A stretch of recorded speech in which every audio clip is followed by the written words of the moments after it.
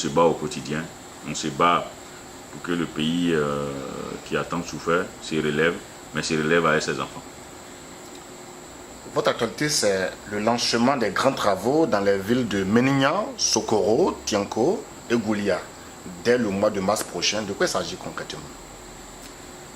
Alors, donc, ces événements dont vous parlez, le lancement des grands travaux routiers à Ménignan et l'électrification et la réhabilitation du réseau électrique à Goulia et à Tianko. Ensuite, donc, les visites des chantiers du foyer des jeunes de Bodougou.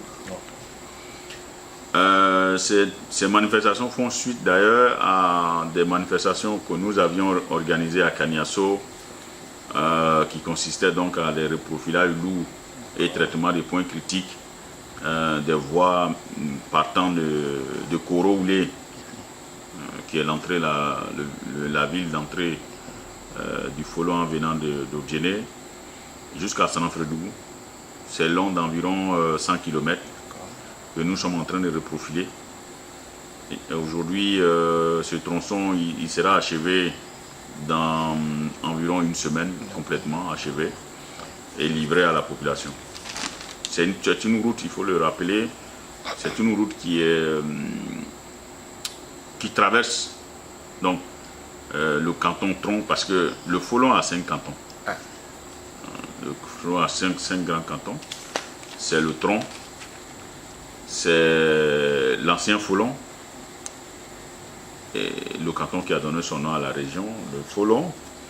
Il y a le Toudougou, le Bodougou et le Vandougou. Donc, donc nous, on a décidé de venir faire des gros travaux routiers chez nous, parce que nous, on a deux gros problèmes. Il y a deux gros handicaps. Chez nous, il n'y a pas de route. Chez nous, il n'y a pas d'eau potable. Et j'ai été frappé lors de mes récentes visites là, chez moi, de voir que des femmes luttent des points d'eau avec des animaux. Parce que chez moi, aujourd'hui, il n'y a pas de pluie.